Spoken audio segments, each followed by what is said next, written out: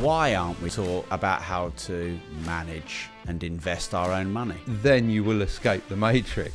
The last thing they want you to be probably is free. You can know ins and outs of something that you don't like, but you've got to work within that system. And we all know of influencers that have stood up and shouted loudly, and various things happen. The love of money is the root of all evil. Do you agree with that? No, I think that's another thing that's said to suppress you and stop you trying to gain more. People think their money's safe in a builder society or bank. You're agreeing to lose money by leaving it there. In the end, will you lose the reserve currency status? It's how long they can carry on holding it. And when they lose it, I think they'll absolutely drop through the floor. Do you think it's going to be China then that will get the next reserve currency? Well, it could be, or it could be a cryptocurrency. Because every empire falls in the end. For the world, I hope it's not a communist regime. This is one of the most explosive conversations I have ever had. If you'd like to show your support, make sure you like this video, subscribe to the channel, and turn the notification bell on.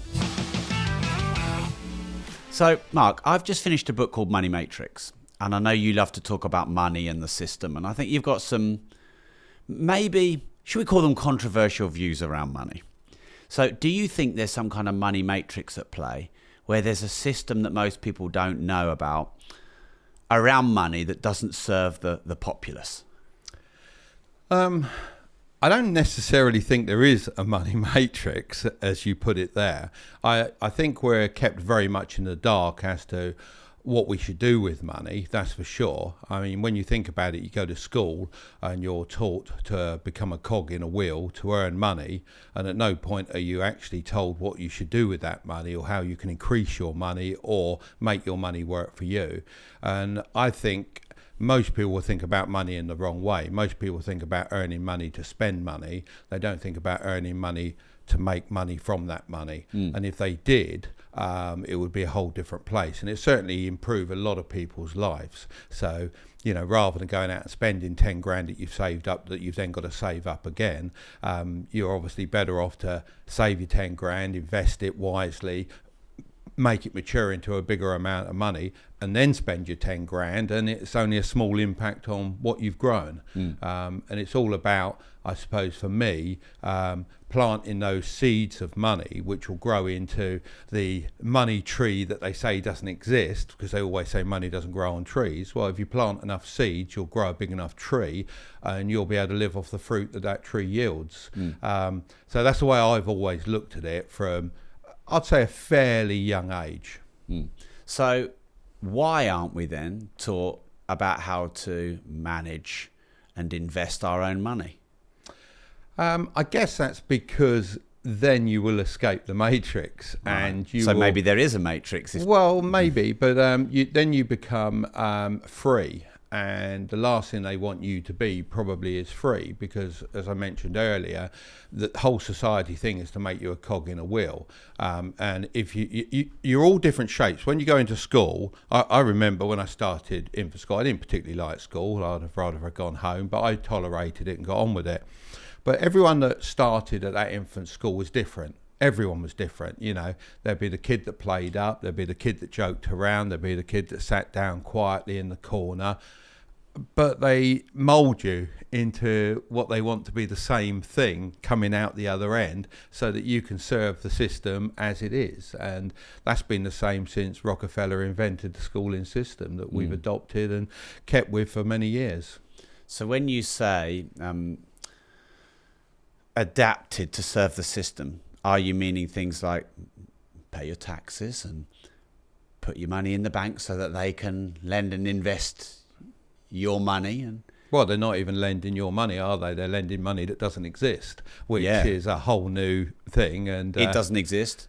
They print it out of nothing. Yeah. They charge it to you with interest, and then you give it back to them, and they earn interest on the money that you give back to them. And if you struggle to pay back the money that doesn't exist, then you're banged up for it, or you lose your property, or whatever it happens to be. So it's a whole game of cards, isn't it, really? It's a big illusion. It's a big smoke screen. And if you go too in depth, you'll find the system, once you start talking about too much of it, will block you.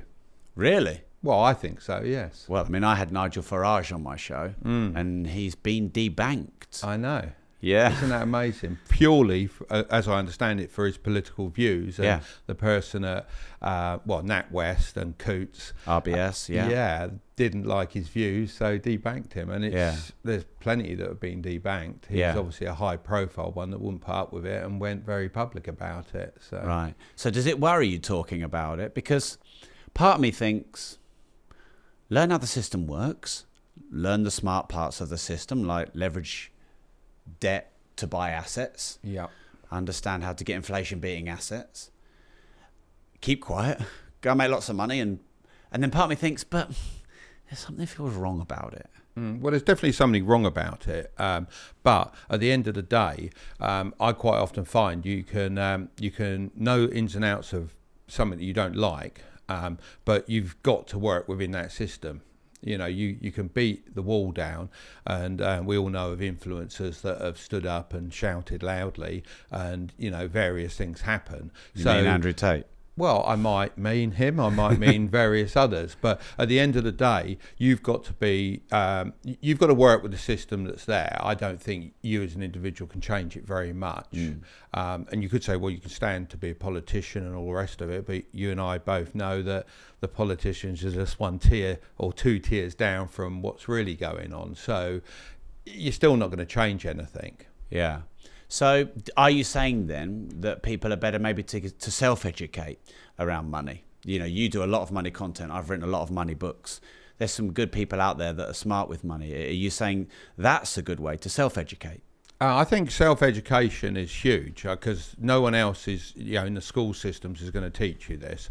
I'm not sure in the university because I've not been through university side of things, but there's certainly a lack of education for most people around money, and without that education, where are they going to go to? And obviously self-education can be via us on YouTube, for example, or via a mentor of some sort. I mean, or a business partner if you're going into business. I mean, I would say one of the things I would have liked to have had was a mentor for longer.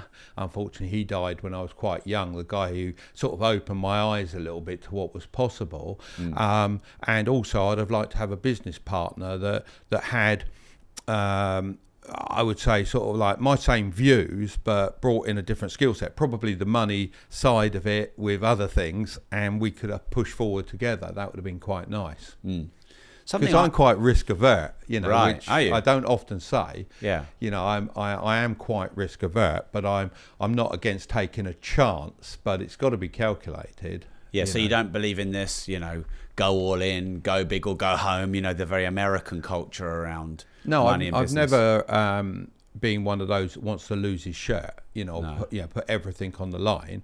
I like the fact that we work within a limited company, because that makes it possible for me to take more risk than I probably would. But coming from nothing as well, I think that makes you sort of scared to let it go to a certain degree as well. I know you've come from very humble beginnings as well. I think your parents did run various businesses though, which I think is a slightly different grounding. But it was always hard for them, running pubs and things like that. I never saw them properly flourish. But they were hustlers, weren't they? Yeah. And I think seeing that hustle culture is what my son sees from me, and that will rub off. And I think because of that, he'll do, exponentially better than what I've done because he's seen all that from an early age. Whereas I saw, going back to the school system, I saw the school system. I saw my parents working within the system that they'd come out of. And that was said to me, that's what you've got to do. Yeah. Now, I went into a 9-to-5 job, being a carpenter, joiner and cabinet maker. And I absolutely loved it. I'm not knocking it because I really enjoy it. I still like making things, as I've mentioned many times, this table. You made the snooker table cover, so, which you've never taken off. No. So I do like that side of things. And, I went to day release college. I graduated college with leadership awards, first one to do that at this company. And then I got put on making these blooming bins, wooden trash bins basically, and I just had to have it out with the manager. And I said, at the end of the day, how long am I going to be on this job? Because I've graduated, I've got all the best results I could possibly get. I'm better than this. And he said, well, you'll be making these today, you'll be making them tomorrow, and for the next 5 years. And I went, well, sorry, that's not going to happen. Yeah. So these things are determinations within your life, aren't they? And that was like, you might as well have said to me, get out, Yeah. But I managed to say that and Right. get out of that situation. But a lot of people are So he did you a favour, there, aren't they? He did you a favour in many ways then. In some ways, yeah. I think being in a comfortable situation is probably the worst situation you can be in, because you don't then take any risk. If you never take any risk, then that's the worst risk of all, isn't it? Yeah. Not taking any. Or as I say, if you don't risk anything, you risk everything. Well, yeah, I don't think you have to risk everything. No. I also think when you're younger, you're risking a hell of a lot less as well, Yeah. because you've got less at risk, first and foremost. If you go back to zero from £1,000. And you haven't got kids and mortgages and cars Exactly and all that. Yeah. So you can make it back, and also you've got the time to make it back. But then you see we're also ingrained with this failure culture, aren't we? Oh, you failed. You must be useless. You've gone out of business. Well, you may well have failed technically, but you've learned a lot of lessons, haven't you? A hell of a lot of lessons. So it's very important to take some of these little knocks and failures along the way and go, all right, then I could have paid a lot of money for that failure. I've lost a couple of quid. It's not a lot really in the scheme of things. Yeah, we call it the entrance fee.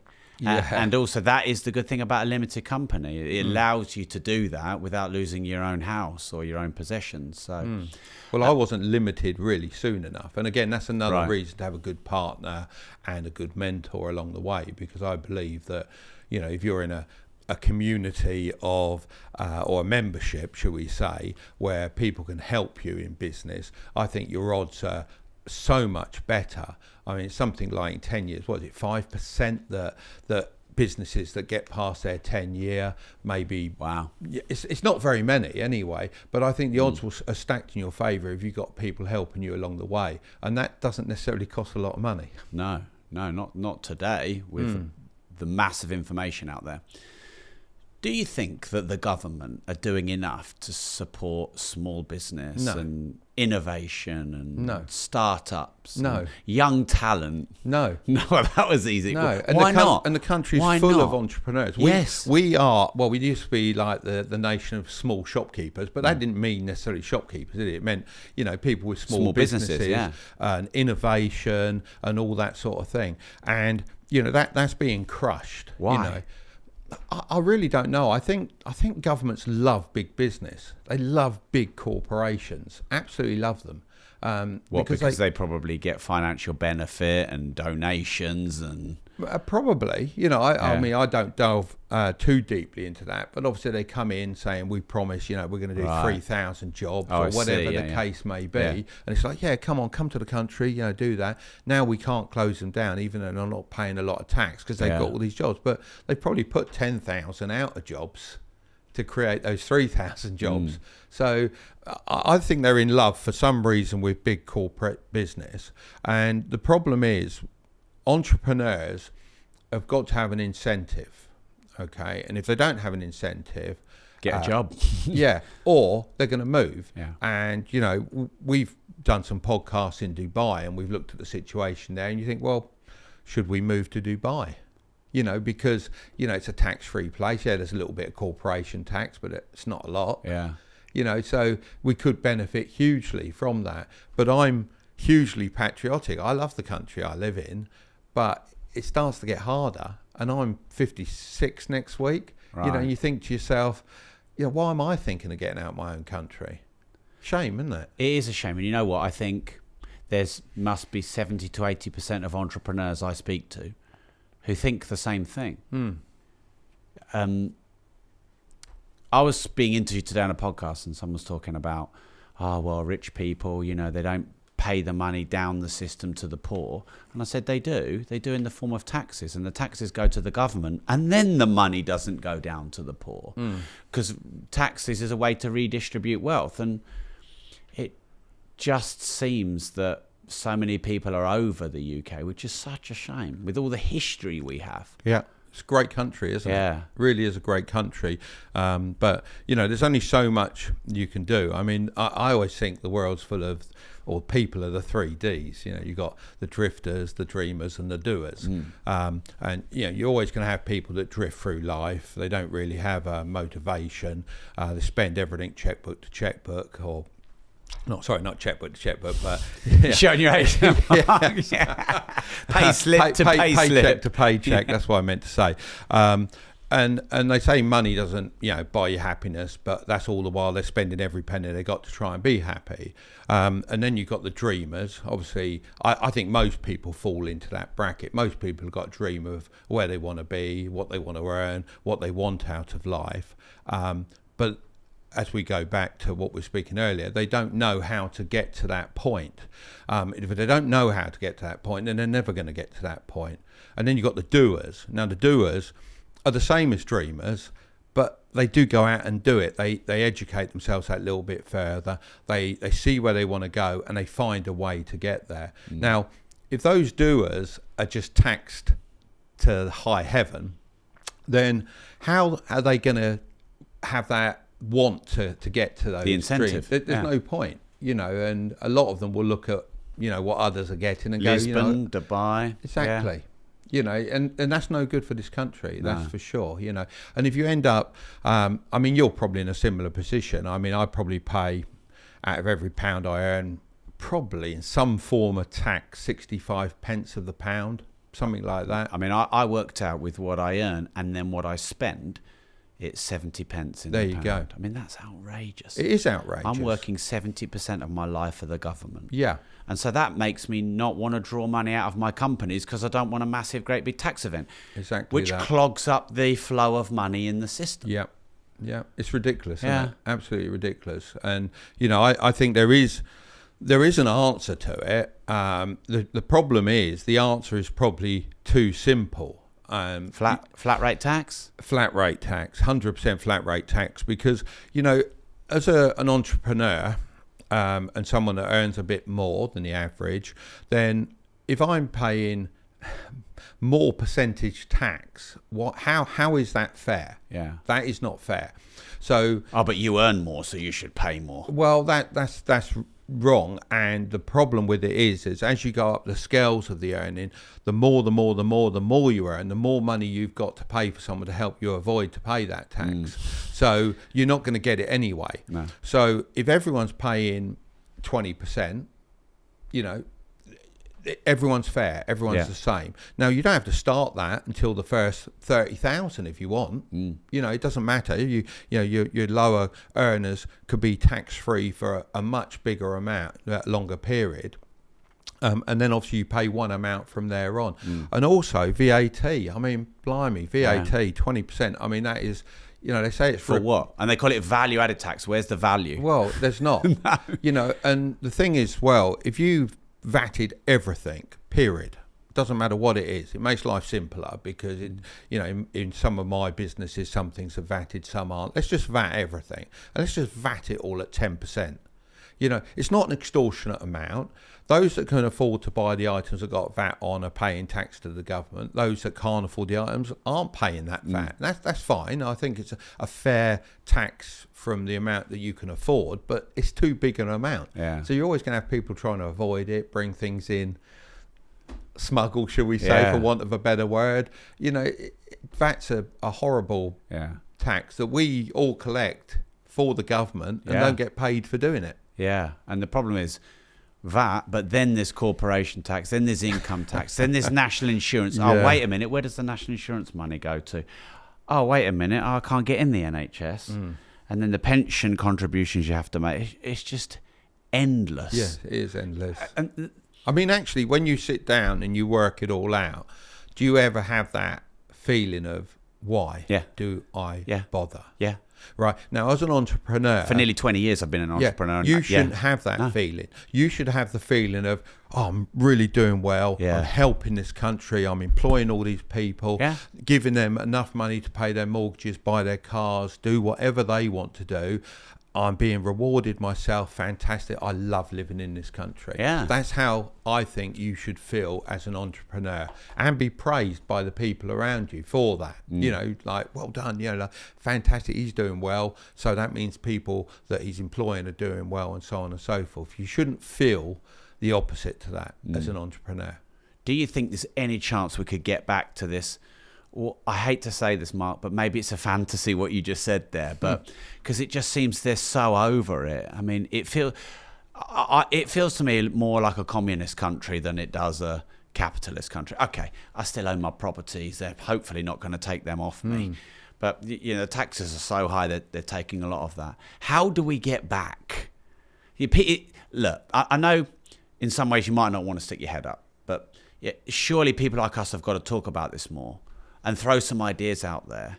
Because, by the way, if the government came to me for some advice, which they wouldn't, No. I would openly talk to them and help them. But that's the problem. You've just summed the problem up. They won't come to you because they know what you're going to say, and that's not part of their agenda. So why would they come to you? But how are they going to grow the economy if they just keep biting the hands that feeds them?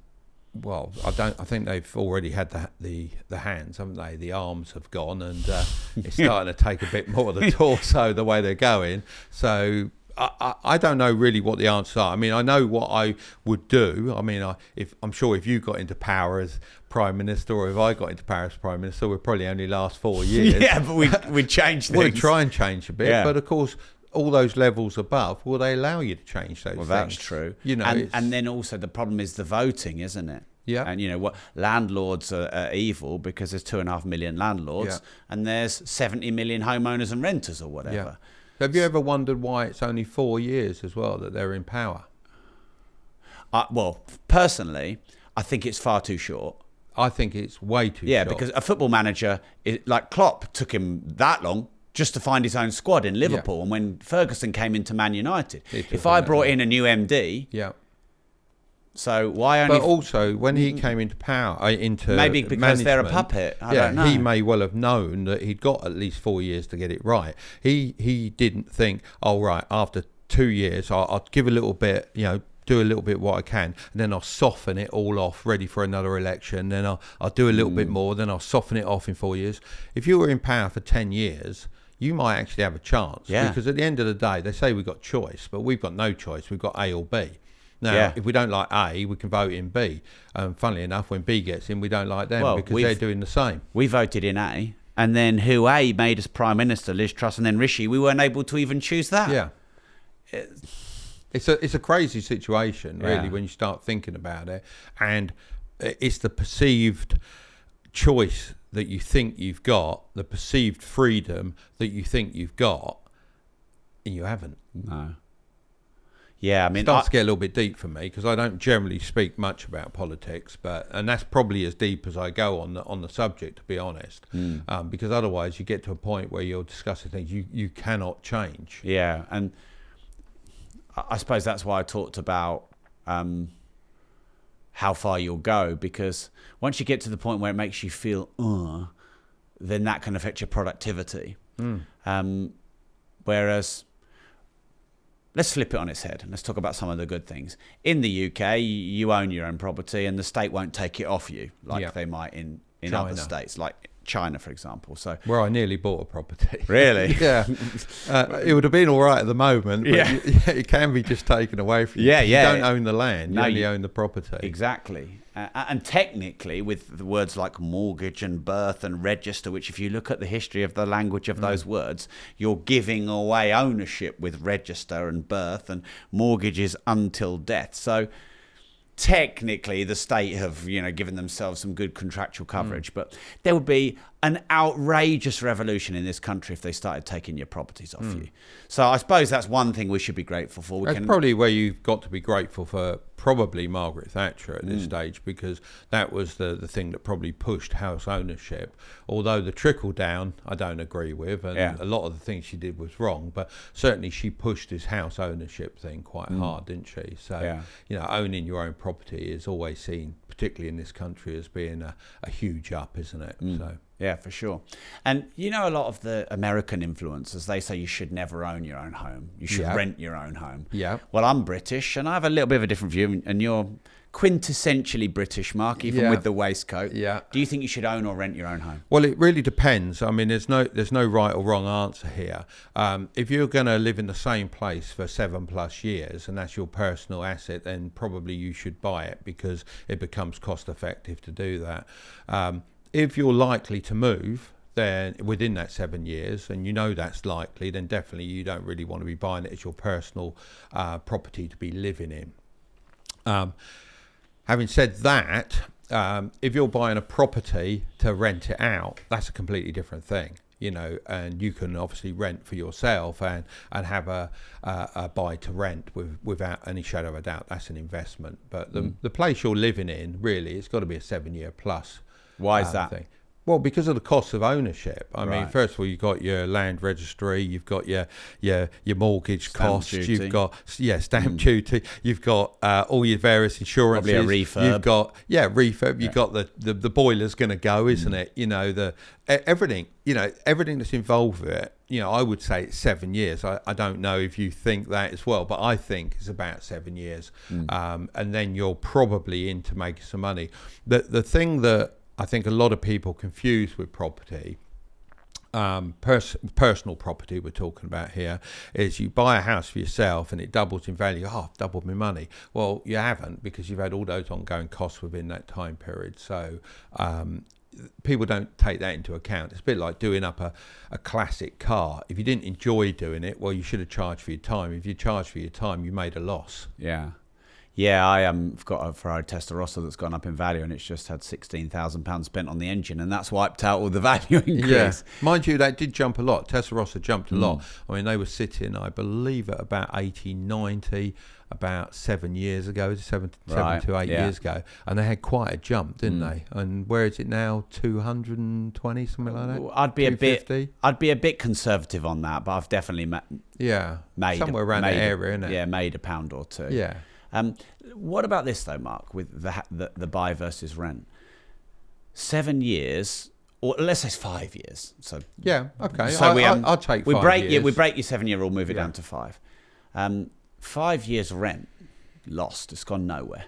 Yeah, but as long as you've invested the money you would have spent on that property, so for example, your down payment, your deposit, and all of those ongoing costs, if you'd invested those in the right sort of areas, then the amount that you would make on those investments, or if you're an entrepreneur and you want that to accelerate your business, you can earn tenfold within that 5 year period. Right. And we're only talking on personal property, your personal property. Yeah. As soon as you go into buying to rent, as you know, because this is your specialist area, and I'm not going to teach you to suck eggs, that's a completely different kettle of fish. Yeah. I'm really torn on this now, because honestly, for years I was always pro home ownership. Houses have proven to go up in value every 15 years or so in the UK for 1,000 years. Maybe not so much America. You have the scarcity of supply. The banks, they don't really want the house market coming down too much, because they take a haircut on their money. And you can make it your own. For example, I'm in your house and this is your studio. You wouldn't be able to put all this into a rental. No. Because it'd be dead money. But at 56, I would hope that I've got the property that I want. But there's a lot of American influencers in their 50s saying, rent, don't buy. Yeah, well, they're in different areas of influencing, shall we say. Right. And maybe they're talking to a 20-year-old. Yeah, I mean, if you take Graham Stephan, for example, in the financial niche, he will own his property. Yeah. Andre Zink, he would own his property. People that are in that financial So bracket people who can afford it, they probably will. So. I think so, yeah. Yeah, for sure. Yeah. And then, so what you could do then, if you're saying you've got maybe a deposit, stamp duty and all the costs, but you don't buy, you rent, you invest the money well, you might be able to make recurring passive income from the money that you invest to pay your rent, and you've got free living. Yeah, exactly that. Yeah, so there's lots of ways to skin a cat, isn't there? I mean, the other way that's very, very popular, particularly in the States, is to have a duplex, where obviously you buy the house and one side is for a different family, one side's for your family, and you offset those costs considerably. I think there's a little bit of a thing against that in this country. I think people hate the idea of, well, there aren't many duplexes. You'd have to say a semi-detached, and then they're two separate houses with all the different problems that come with that. And I don't think people want to rent out rooms necessarily in their house. But if you buy a 4-bedroom house at a fairly young age and you don't mind renting out 3 rooms, you're living there for free. Well, do you know what? I learned this from my business partner's dad, because my business partner's dad was a very successful entrepreneur while my business partner was going to school. And his friend, when he turned 18, he said, right, here's what I'm going to do. See that nice 3-story, 5-bed house? I'll put the deposit in. I'll be the guarantor. But you have to rent out the rooms, and anything you make on top is yours. I just want the mortgage covered. Anything you want on top is yours. I think they had an equity share. And at age 18, he's renting out the rooms, learning to deal with tenants. Yeah. And when you've ever had tenants as friends, that normally goes wrong. Yeah. And I actually thought, no, but I thought, what a good way to give someone an incentive and throw them in the fire and get them to learn what business investing is really like. Yeah, it sounds absolutely great. Yeah. I'd have loved to have done something like that early on. Yeah. But that's where you need people to help you with these lessons. You need an entrepreneurial father. Exactly, yeah. And do you think those entrepreneurial fathers and mentors and role models, do you think maybe that's a dying breed? I'm not sure. I mean, I've been in business for 36 years now, roughly. And it was only 3 years ago we started doing the YouTube journey. And that only happened because we were sat around a table similar to this in a skiing resort, and there was I think it was 4 or 5 young guys that were constantly, after dinner you sit around and have a chat, and they were constantly talking about business and entrepreneurship and what they should do with investing and various things. And we sat there for 2 hours. I didn't know it was 2 hours. The next day, my son said to me when we were out on the ski slope, he said, do you realise you were talking for 2 hours about this last night? And they were lapping it up. I said, I was shocked that they weren't learning this at school. I thought it was only like my generation that didn't, and by now they'd have sussed that out and they'd be teaching them. And he said, well, they don't, and I think we should start the YouTube channel and try and give a bit back. And to be honest, that's how it feels. It feels like we're giving a bit back. And I like that because we get all the comments that say, you've helped me with this, you've helped me with that. I never even thought of that. You've opened my eyes, which, the guy that helped me, unfortunately, he died fairly young, which is, makes me a little bit sad every time I think about it. But he opened my eyes. So I don't know how many people he did it for. It might have been just me, and he didn't even know he was doing it.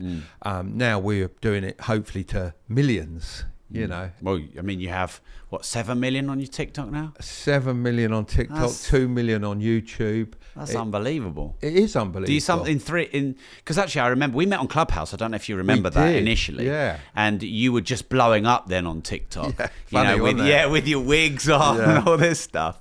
And I remember just like bringing you up, and when you were chatting and I was listening about TikTok, I'm like, isn't it amazing how someone, with all respect meant, in their 50s can go on TikTok, blow up and teach all this next generation, all these sort of tips around money and finance. And the thing that got me on Clubhouse in particular was everyone was always going on about how you've got to be able to monetize this. On Clubhouse, you've got to be able to monetize it. Why aren't we getting paid for everything we're putting on there? And I kept saying until I got fed up with it, that you've got to give more value. You've got to give the value if you want to receive value in return. And a lot of them weren't. It just ended up being a discussion about why they weren't earning money. And I thought, well, we can put that to one side. I know you did very well on Clubhouse, didn't you? You were hosting all sorts of different shows and always giving something away. Yeah, well... Yeah. And I know that was helping you out very well, so that's good. Yeah, I mean, I feel a bit... So, yes is the answer. I spent a lot of time on Clubhouse, and I became, I think, about the 80th most followed person on Clubhouse. And I was putting a lot of time into that, Mark. I was putting 5, 6, sometimes 8 hours a day, giving a lot of value. And then I started thinking, well, I'll tell you what happened, honestly, because I didn't think I ever did any giveaways for a while. But then I thought, what if this dies tomorrow? Because Facebook, I'd done really well on Facebook before Clubhouse. And then, I don't know, an algorithm change or a shadow ban or anything can just change overnight. Of course. And I thought, I've got nearly 300,000 followers. And what if tomorrow that all goes? So I thought, you've got to be smart here. You've got to get them to a seminar or something. Well, I just had a toolkit, which I still have up there, where people can 35 ways to save and make money. And, I was getting tens of thousands of people to go from Clubhouse to my email database and do some Zooms. And then, because at least if they register for a Zoom, I've got their contact details. I'm really glad I did that, because Clubhouse is not the same. And if you look at TikTok now, you timed it just right. I was just a bit late. There was no timing to this. I mean, the story of TikTok was we were already on YouTube, and I'd just come back from China. This was just prior to... And everyone was on TikTok, or the equivalent out there. And I said to my son, look, this is a new thing. It's absolutely nuts. They are glued to it. We ought to be on it. He said, well, I don't want you dancing on any rubbish apps. He let you have the wig, though, didn't he? Well, that was actually, again, that was one of my things, because I said, look, how are people going to differentiate between the teacher talking to the student, or whatever the situation may be, or the skit may be that we're doing? And I said, really, we've got to get some wigs, we've got to get some different T-shirts, some caps, and all this sort of thing. But it worked, didn't it? Yeah, it did work. It worked. Yeah, a lot of people copied you doing that style, didn't they? Absolutely, yeah. Yeah, and I see that, and it did work. But you say, it wasn't about timing, but this is why I think it's good to have a global view if you can, because you went out to China and you saw it just a bit before it really did pop off, because it was actually a chap called Lewis Howes that told me to go on Clubhouse. TikTok. I was on a Clubhouse room with him, and again, he was a bit before me, and I think he had maybe a million followers or something. He's like, this is crazy. The reach is mad. But it's not the same now. I don't know. Are you finding the growth the same as in the early days? Or the growth isn't the same, but obviously you can get bangers on there. We just done one recently, and it went off very well. But by banger, you mean you can still get really good engagement and lots of views? Yeah, without a doubt. I mean, the thing you said about going to China as well, that's another thing I try and say to youngsters is, invest in a plane ticket and go somewhere, because travel is an amazing thing. I mean, I travelled to China, and that developed one of my businesses, like overnight through the roof, because of the contacts you meet. I went on a trip to California. It was free. I'd done it on my credit card, air miles. Me and the wife went out there, and we thought we'd bump into someone I knew. So we drove from LA to San Francisco, where his business was, just below a place called Mill Peters, knocked on the door, and before we knew it, we'd signed a deal with them to bring all their stuff in and represent them in the UK. So I always say, travel, because travel will broaden your horizons, and you'll always learn something from traveling. And that's not necessarily just going on holiday, it's going away and seeing how that part of the country or the part of the world works. It's very important, I think. Yeah, I agree. So how did you build basically 10 million plus followers on social media? I mean, if you put your Instagram, YouTube and TikTok, that must be the glorious 10. Yeah, it's around about that, I think. There you go. And, I mean, well, as you know, in any business, and you've got to say this is now a business, you've got to have a good team, and I have a very, very good team. I have a son called Curtis, who most people will recognise the name, and he really knows his stuff. Yeah. But it's like everything, isn't it? Some people always, well, a lot of people say, you're lucky when you're in business, you got lucky and that's all there was to it. But I always think of the analogy of Pete and John when they were learning to surf. Pete would go out every single day and surf every single wave, be it big or be it small, and John would go, waves aren't very big today, I won't bother. And come the day where the big wave came that John was waiting for, that massive hit that he was going to ride all the way home, Pete popped up on it, rode all the way home, looked back, and John had fallen off. Yeah, because he wasn't ready. Yeah. So it's taken all those little things all the way along, all those opportunities, all those little tiny things, and then when those big opportunities come along, you're ready to take them. Yeah. And I think, in business particularly, preparation is what it's all about. There's no such thing really as luck. Preparation, gets you ready for opportunity. Yeah. Do you remember your first really viral video? Yeah. The big best one was a life story. And we did it like trying to Love Actually. It was a similar thing with the cards and the sad music, and then disaster and then gradually getting to the end, and the engagement we had from it was amazing. We had people posting videos of themselves watching the video in tears, and then sort of elation at the end and good for you and all that sort of thing. So I think that was our first viral TikTok, and I think that was a lot. I mean, 10 million plus, I think. We've had 20 million and so on, but it's quite amazing, isn't it? I mean, I struggle to imagine that number of people. I don't know about yourself. I mean, I say this to a lot of people. I can imagine 100,000 people because I can see Wembley. If I think about Wembley, I think, that's 100,000 people. Wow, that's a lot of people. But once you get beyond that, 10 million's a country. It's mental. Yeah, and then you extrapolate that as well as to how many people have actually viewed that haven't subscribed or aren't following, and then it's 100 million, and then how many views have you had? 1 billion plus views on TikTok, and you think, that is mad, isn't it? Really? And then you walk around London like we were last week. We were up in. Up there for a podcast, and this guy in a van beeped the horn. He's waving out the window, and he might be waving to me, so we turned around and go, "Hi, how you doing?" sort of thing, and carried on. And then on your Instagram later, it's, "I saw you in London today. Oh, great that you waved back to your fans." And it's amazing, isn't it? Really, I think it's very cool, very humbling. And let's say you were going to start again in business. You've got your 35 years experience, but the world has changed, and maybe you wouldn't do manual stuff anymore. What would you do? Would you do social media content, be a creator? Would you do what you're doing now? I think digital content is amazing now, isn't it? And if you're that way minded, I think the world is absolutely your oyster. I don't think enough people possibly realise that, particularly youngsters at the moment. But digital products are fantastic. I mean, I've always been physical products. That's been my business all my life. So I've always got the problem of how much do I order, the cost of it, the importation of it, and all the rest of it. Well, your digital product, it may well take you 2 or 3 years or whatever it is to produce that digital product. You're never out of stock, are you? You haven't got to think about how much you've got to order.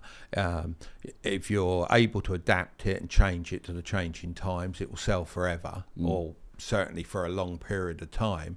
I think that's an amazing way to go, and I'd love to do that.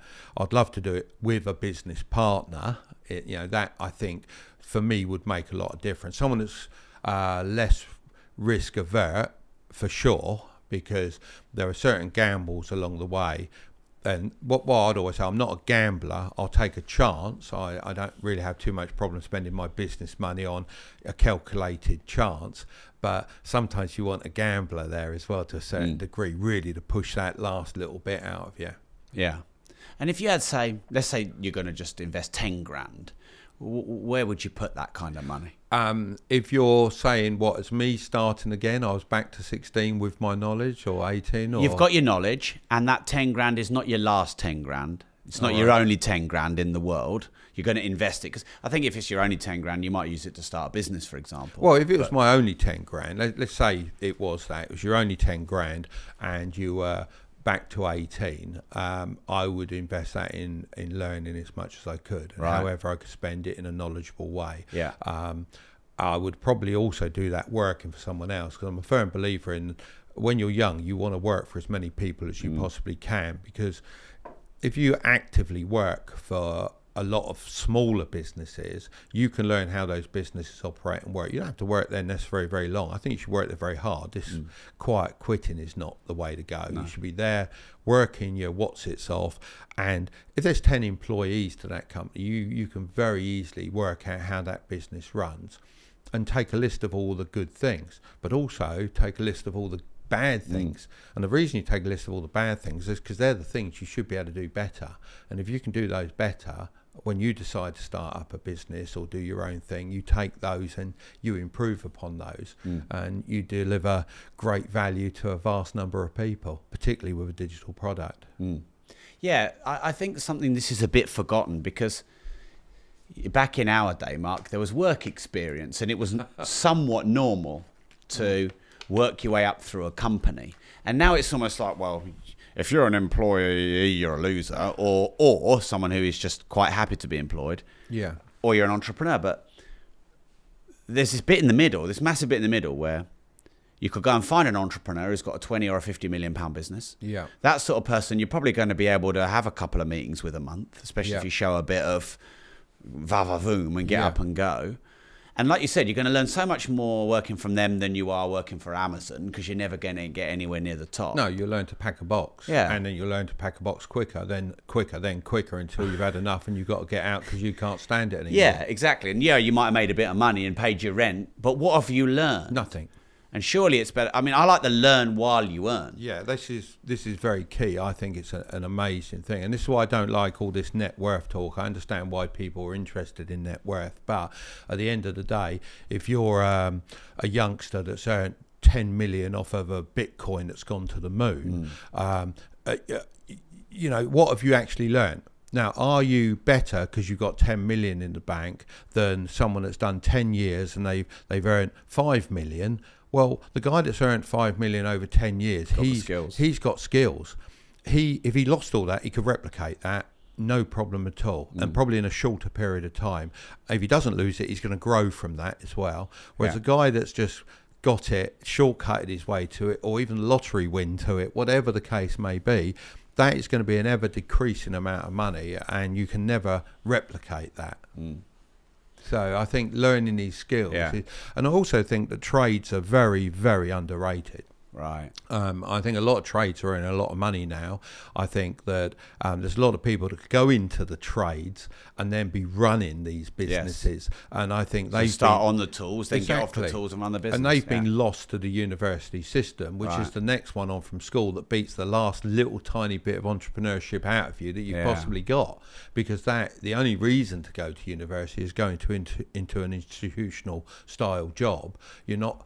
If you go to university to become an entrepreneur, well, I don't think they can teach that. No. I can't see how you teach that. There's no way to teach entrepreneurs.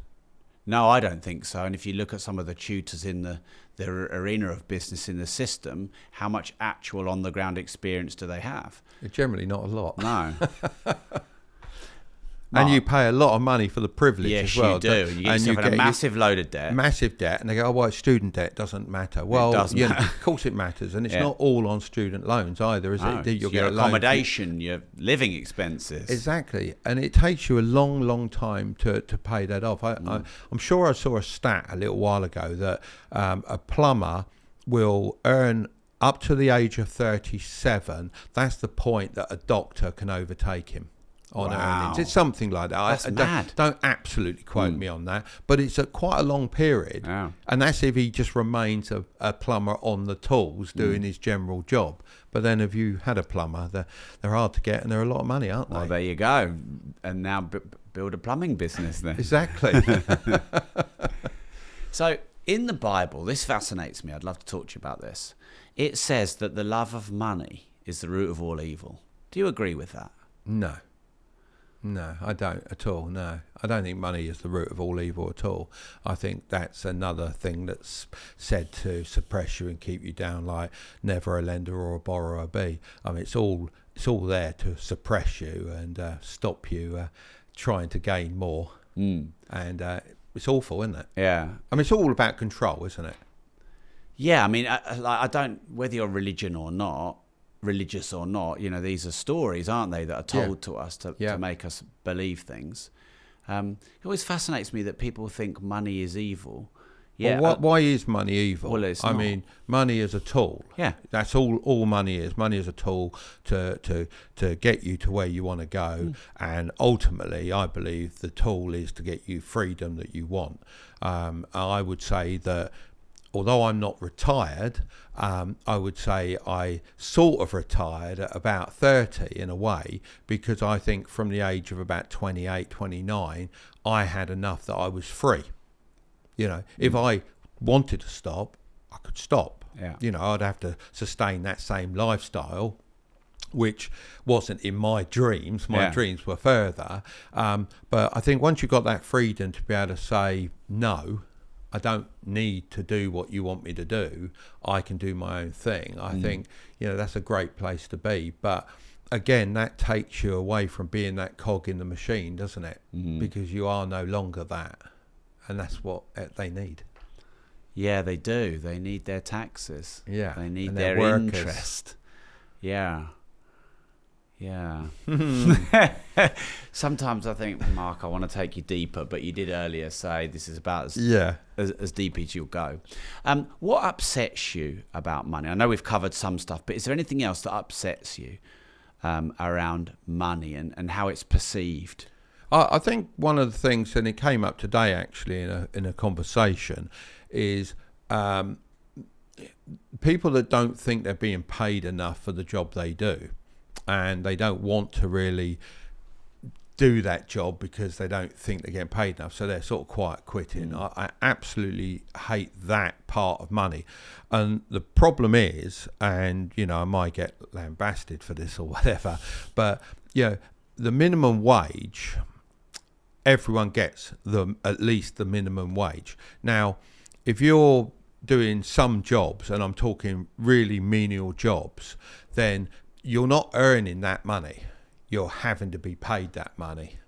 And I think that's wrong, because what it means is some people that are earning more than that aren't necessarily, or want to earn more or worth more, can't be earning that, because particularly in a small business, it brings it all to that common minimum wage or living wage. And I do hate that about money, because we're not in control of the inflation, are we? The inflation goes through the roof. We have to pay at least the minimum wage. I mean, obviously we pay more than that to some, but you've got to pay at least that. And that's what I don't like about money. And I also think that people think their money's safe in a building society or bank. They look at it and they see it going up by a small amount. They don't see it going down. If it was truthful, it should have the value of your money written there. This is the value of your money. And, that you should see it incrementally going down, like 10% this year at least, 10% last year at least.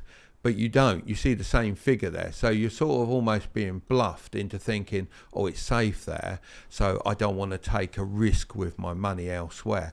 But the real story is you are taking a risk. You're agreeing to taking, well, it's not even a risk. You're agreeing to lose money by leaving it there. And that's a bit sad, isn't it, really? Yeah, it is. I mean, I've always thought that the minimum you have to do when you protect your money is you have to beat inflation. Yeah. And people don't understand that. Yeah. And I agree with you. I mean, I think since lockdown, it's been double digit the last 3 years when you add it all up. Yeah.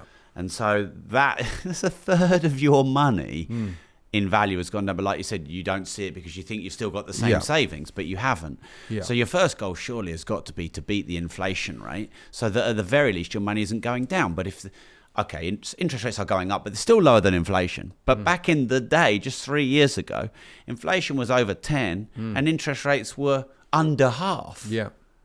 It's mad, isn't it? Yeah. Absolutely mad. But I mean, I bet you if you walk down the street, even in some affluent areas, and you ask 9-10 people, what's inflation? I bet you only one or two of them can get it right. Well, the problem again is, I mean, I don't watch the news. I think the news is very depressing and I won't watch it, and there's no need to, because anything of any real importance I need to know, I will find out. It'll come my way one way or another. But when the news does say things like about inflation, it's like, yeah, inflation's come down. Fantastic. Oh, brilliant. Inflation's come down. Yeah, but it's still 8.5% or 9.5%. It's not come down to where it was. It's not negative. It's not gone the other way so you can recap some of what you had. It's still up there, guys. Come on, report it properly. It should be, inflation's still 9%. It's not good enough. The government should be doing something to retract that back down. And why are they putting up interest rates to do that when really I don't think it's the tool. It's very, very crude tool for bringing down inflation. Yeah, you see, we're in this weird position, which we never should be, where you've got relatively high inflation and increasing interest rates. And if interest rates are supposed to be the tool that suppresses inflation, well, if they'd have started raising rates 5 or 6 years ago, much more gently, they probably could have controlled the big whoop in inflation. Yeah. And if they hadn't locked down the country, that's a whole other thing. But shortage of supply is also running the inflation up. Of course, so, which was caused by lockdown.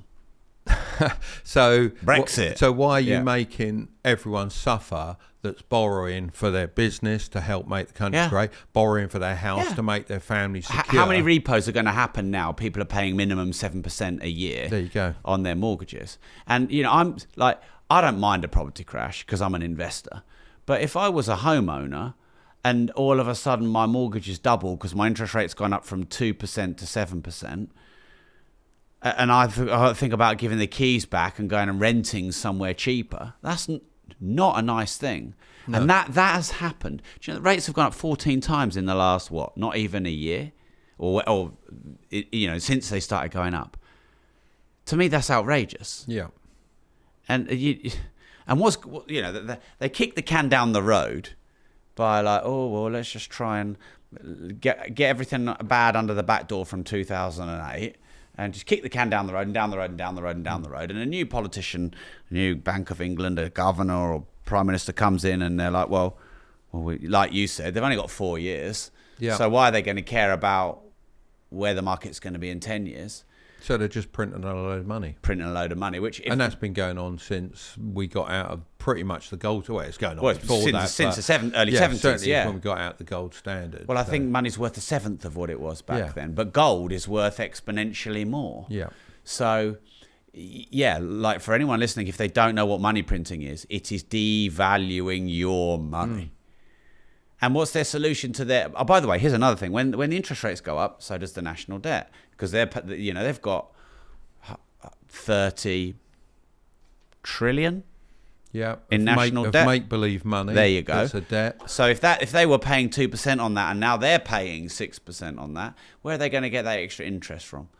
Us in tax, or they're going to erode it away with inflation. Well, they'll try and erode it away with inflation, of course they will. Won't they? So, they can say we're trying to knock inflation down, but actually inflation for the national debt is sort of not a bad thing for them. Well, here's one thing I will say that I learned, and as a property owner, you'll probably know this, and most people don't know this, but obviously if you have money, inflation is bad. But if you have good debt getting property, inflation actually helps you.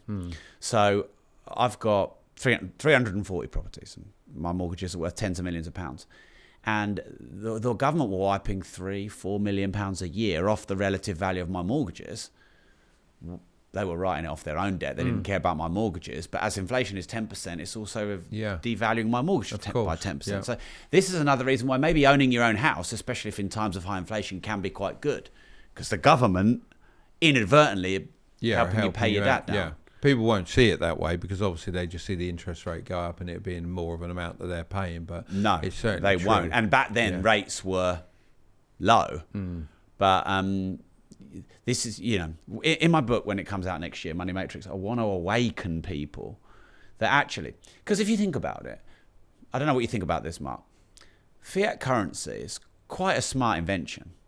And money, I reckon money's up there with the wheel in terms of great invention. How great an invention is.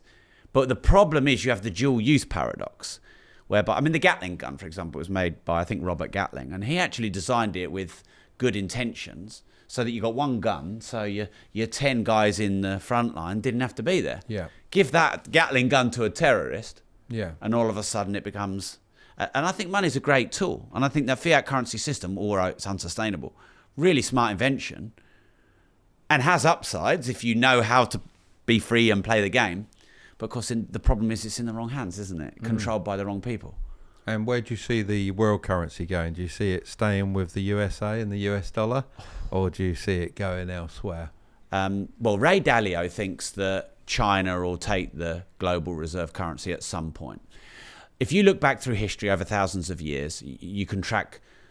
of course. The British pound was obviously the reserve currency for a while. Before that. Yeah, so in the end, will US lose the reserve currency status? Of course they will. It's how long they can carry on. It is, and and when they lose it, I think they will absolutely drop through the floor. Yeah. Do you think it's going to be China then that will get the next reserve currency? Well, it could be, or it could be a cryptocurrency. You never know. At that point, it might well be the way to go. Because, the global reserve currency equals power, doesn't it? Yes. Yeah, without a doubt. Yeah. Without a doubt. You look at the UK. The UK was pretty broke in about 70, 76. Yeah. You know, it's only North Sea oil, from what I understand, that really kept us afloat, and our banking system. So what's America going to have?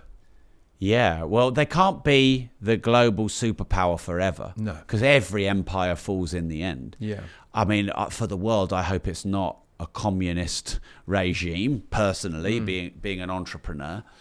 But there's a lot of entrepreneurs. I mean, as I say, I travel to China quite a lot, and there's a lot of entrepreneurs that do very, very well in China. Really? Oh, very much so, yeah. So and they don't get everything taken from them like well, we're led. It because depends. maybe there's some propaganda of course there going is, on. yeah. I mean, I don't have... do I have any friends that hate the system out there?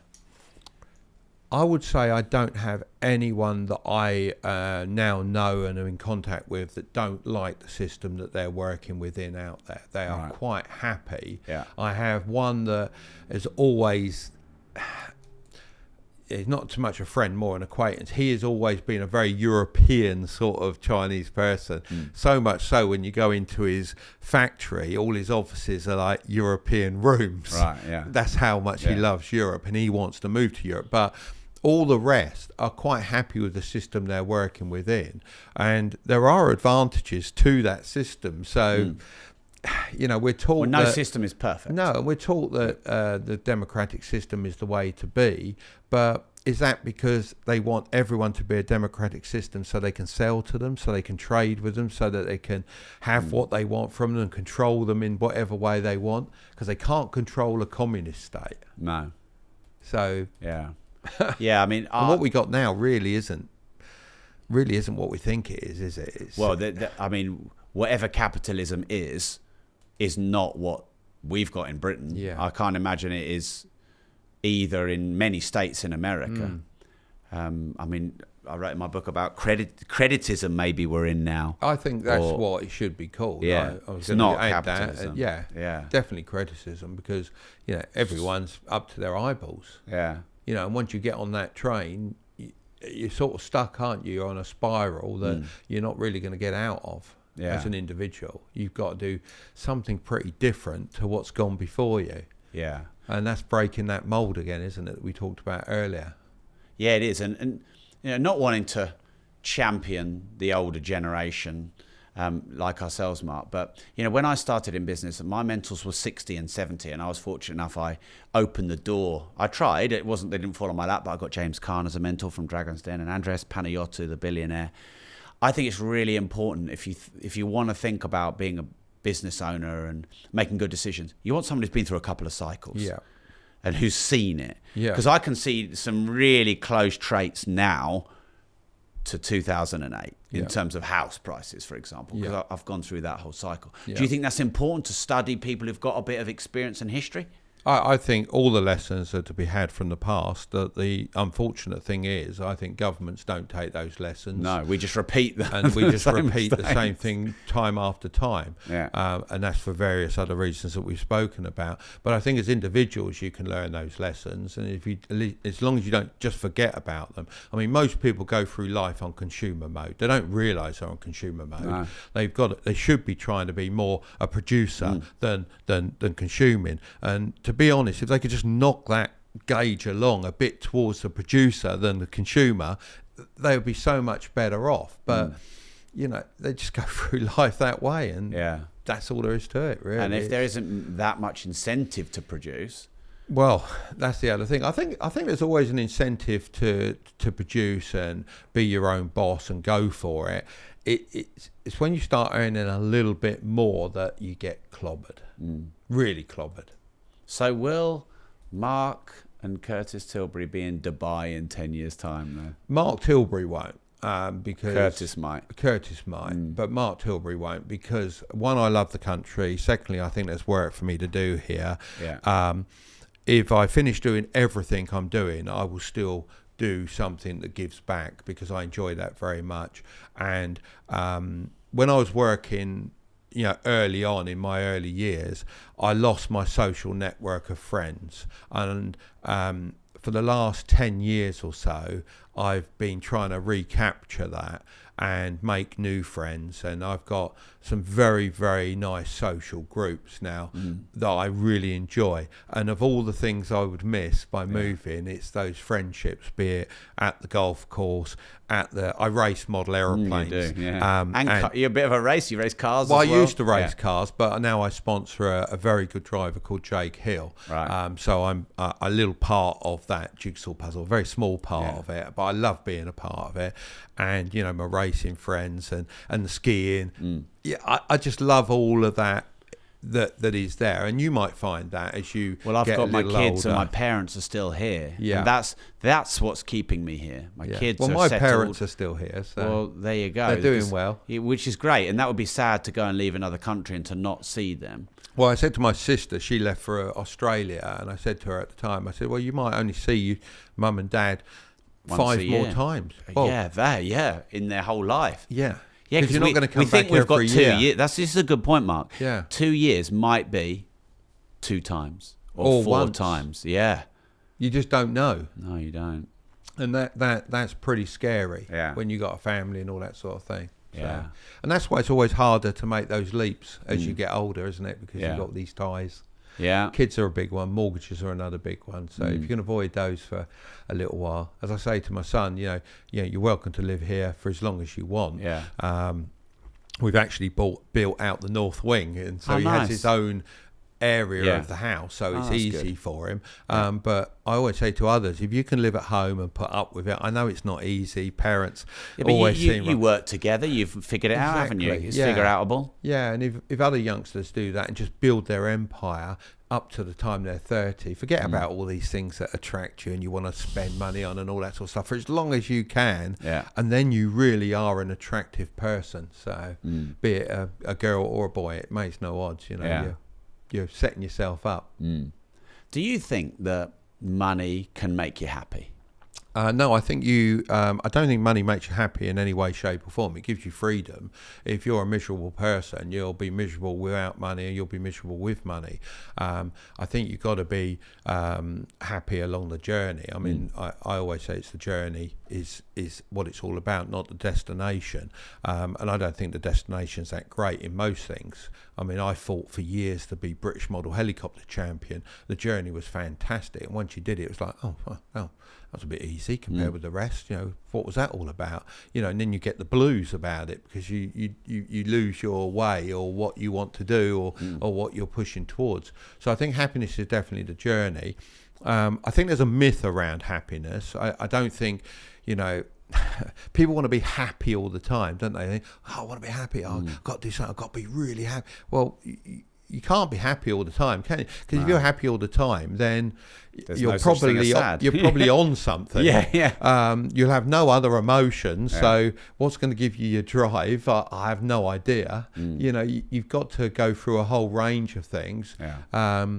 You got to be angry. You got to be frustrated. They're all important things. You can't be happy non-stop, but you can be happy at points, and you can be happy with the journey you're on. I think. And this is that's a good thing, Mark. This is a good point. I just want to talk about this because I think the goal of life is happiness thing is a bit of a delusion. Yeah. And actually, if your life isn't going that well and you could do more, being angry with yourself's quite mobilizing. Yes, it is. You don't want to be happy if you've messed your life up.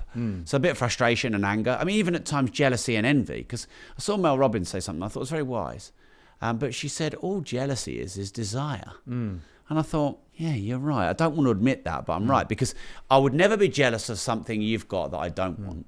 I can only be jealous of something you've got that I do want. And if you've got it and I want it, that's called desire. But jealousy can only be turned into desire if you're going to do something about it. Yeah, so the mobilization of that emotion. So if you don't take action, which generally speaking is in every big single problem. video I make, take action.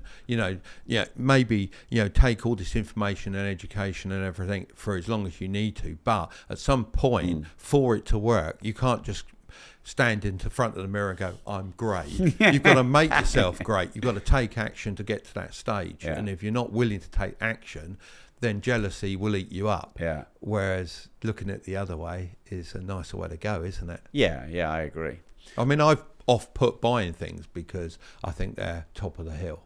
through my life. I mean, I've got a different way of living and spending now to what I had even 2 or 3 years ago. I mean, I try and make every year of my life slightly better. Right. So, all the things that you really dislike within your life, you can make them better, can't you? Like, one springs to mind because I just booked it the other day, but when we go on a holiday, I absolutely hate coach transfers.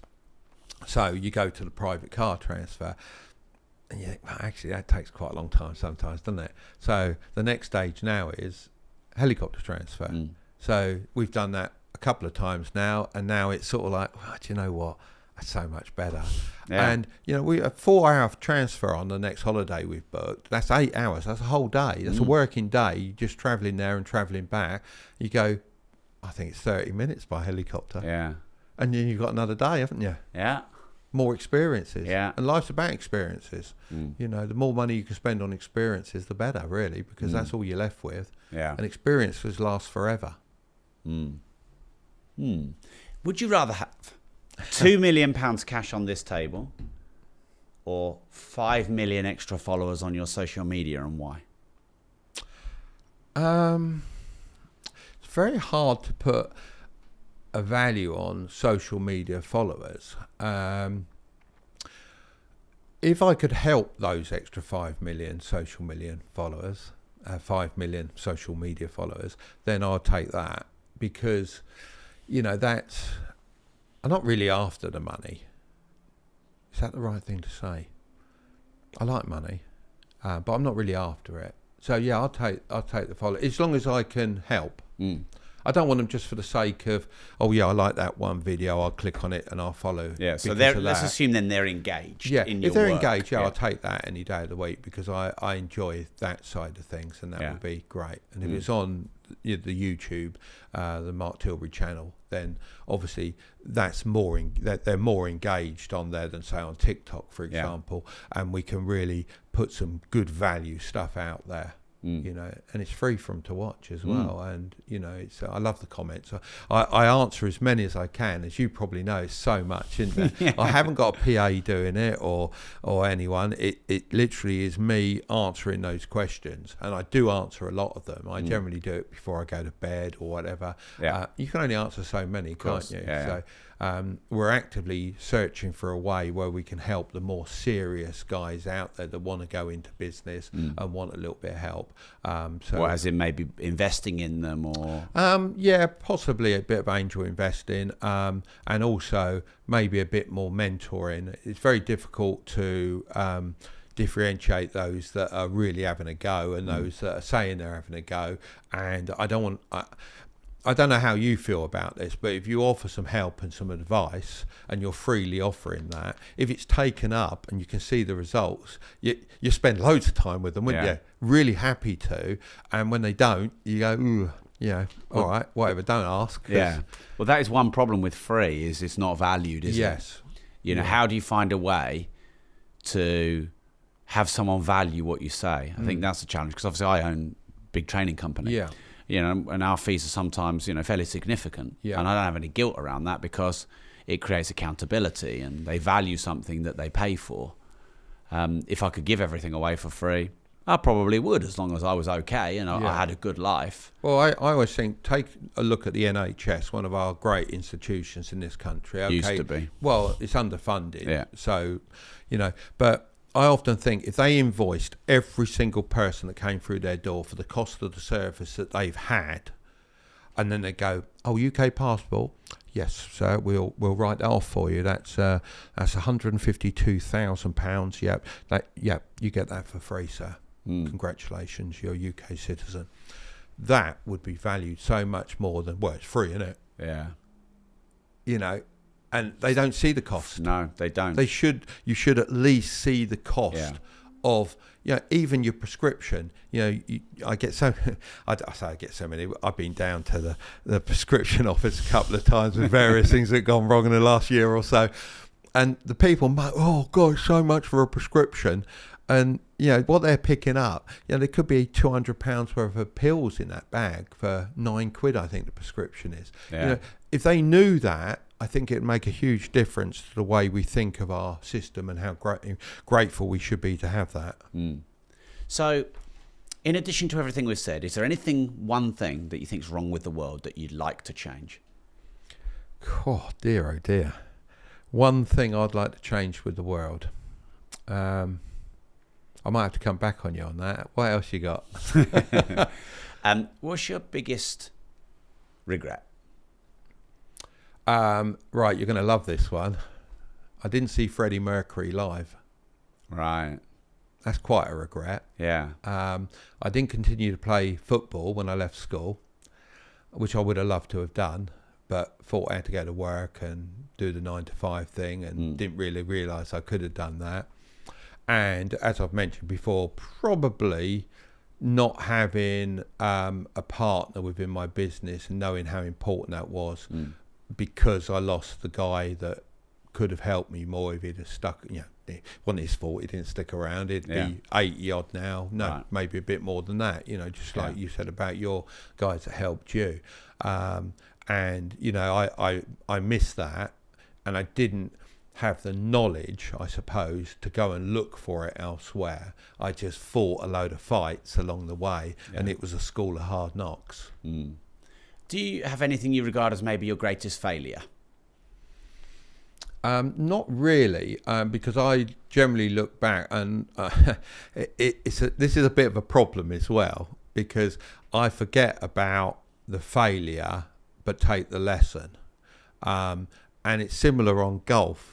I'll forget I played a bad shot, and I'll get to, okay, that's 4, and they go, no, it's 5. I went, oh yeah, of course I had a bad shot. But because I try and forget the bad.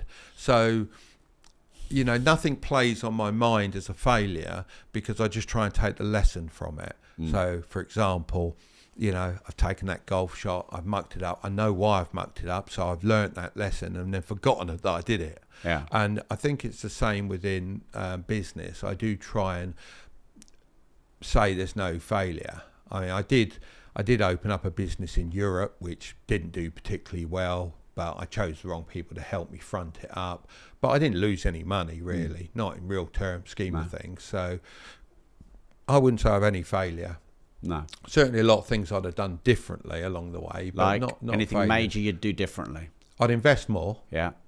A lot more, and I would have done even more with property, without a doubt. Property, and you're going to love this because it's right up your street, but property is a very, very, very safe, in my view, investment that's it's a very tangible, physical thing. You can drive past the properties you own, which I do on a semi-regular basis, as I'm sure you do, and you have a little look, go, yeah, that's mine. Oh, look at that, that's good. And I would have done more of that. I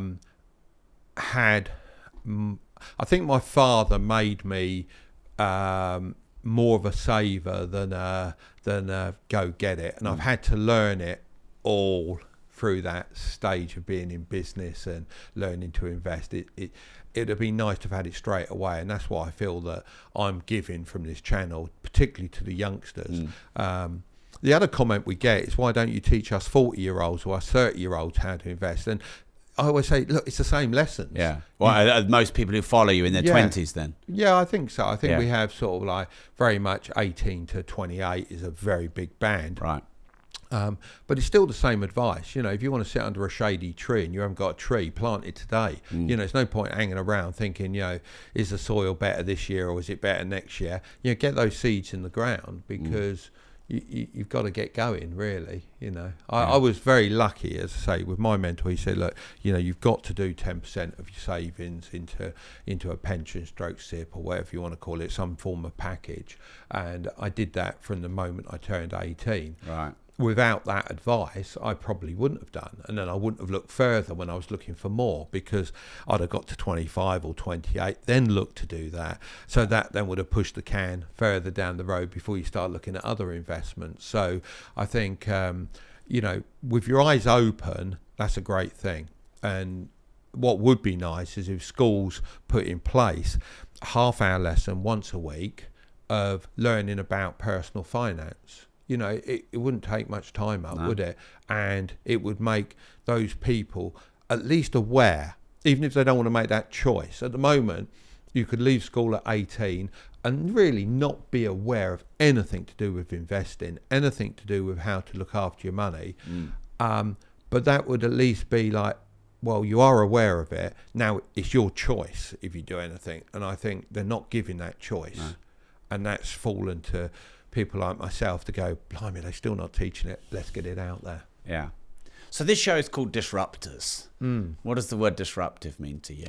Well, I think disruptive, I mean, some of the best things to describe real disruptive business would be like people like Uber and Just Eats and all Airbnb, these sort of people. Yeah, where you take people think if they go into business, they got to reinvent the wheel for some reason. This is the bit I don't really understand. They feel they've got to reinvent the wheel, come up with something completely new, completely mind-blowing, and they've got to know everything about business before they start. And they've got to have all the funding behind them. So I couldn't possibly start because I ain't got any of that, or I haven't got one of those aspects. Whereas, most people in business, particularly in the first few years, they're winging it, aren't they? They're learning on the job, learning as they go. And, Uber, it's a taxi company, but done in a different way. Just Eats is takeaways, but delivered, done in a different way. It's not rocket science, is it? But it is disruptive. And it's amazing, isn't it, when you think about it? I mean, these businesses have come out of nothing. Now, I've got one more question for you, and it is about your yellow notebook here. Oh, right. So you said you'd written some notes because you thought I might ask you some things. Yeah. Is there anything we've missed? Anything? Not really, but see, a notebook is something I think every entrepreneur should have because, this sits by my bedside at night. And if I wake up and I've thought of something, I just write it down because I know I'd forgotten about it in the morning. And I'm not saying there's been any necessarily groundbreaking things I've come up with in the middle of the night, but it certainly has during the day. It lives with me. I go through these on a very regular basis. And I just like to put a few notes down and make sure that I don't miss anything, because it's easily forgotten, isn't it? And little opportunities, people that you meet, it's... there's always something, isn't there? Or I might go to someone's house and, like a particular thing they've done in the garden. I just make a little note of it. It's old-fashioned, isn't it? I mean, it is. I do the same thing on my phone, but I'm amazed now. My MD, who's about 50, she takes notes in every meeting. Yeah. And so many of my younger staff don't even take notes. No, I don't know how they think they can remember everything. No. I say to all my shop staff, around the different units, that you should always have a pad, even a little pad. Just, even if I just give you a little job that I need you to do at some point in the day, write it down, because otherwise I come to at the end of the day to, you've done that job. Oh no, I forgot. Yeah. Well, I don't want to know you've forgotten, do I? Why do I? What was the point of me coming down and asking you to do it? Just write it down. It's not hard, is it?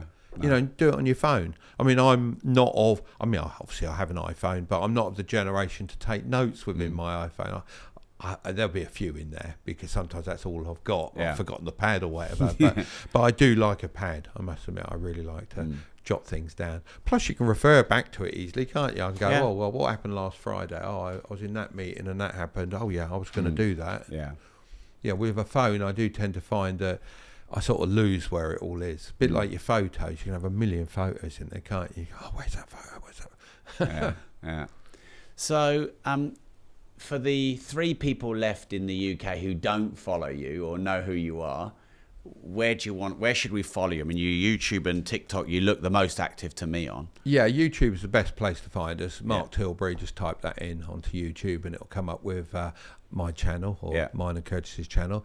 You can follow us on Strike It Big as well, which is our podcast. I'm not going to be appearing on that quite as much as I used to. Why? Because I've got other things in the pipeline that I'm concentrating on, and also we've got a very good young team, and I think the young team can dig at things in a way that I can't. Being a senior gentleman, shall we say. So when we have certain guests on, I'll be on there and some I won't. So they're sort of freewheeling at the moment. But again, it's a good place to look at because we've got a Strike It Big Discord as well, where if you're interested in business, you can get on there. Again, it's all free, and there are like-minded people on there, and you can chat with them. And I think sometimes in business, chat is very, very good, because quite often as a youngster or someone starting a business, you sort of know the answer to what you want to ask. You just need a bit of reassurance, and sometimes just being able to bat that off someone is quite good. I mean, you know, it's quite hard, as I mentioned earlier, about social network. And I think a friendship social network is quite hard to maintain while you're working really hard. I don't know, do you find a similar thing? Yeah, I drifted. I mean, I didn't fall out with my friends by any means, but I drifted away because while they were still doing their thing that I used to do, I was not available on weekends and evenings anymore. And they don't understand that.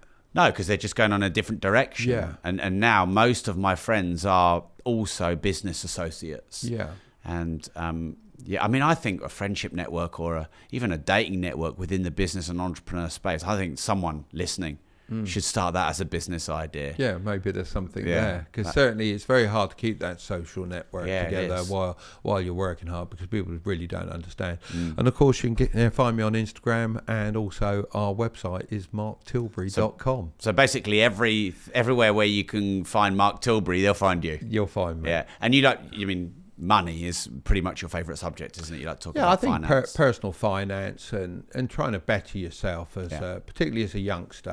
I think there's so much, talent out there, particularly in this country, as we've spoken to before. It might be suppressed a little bit here and there, but there is so much talent out there.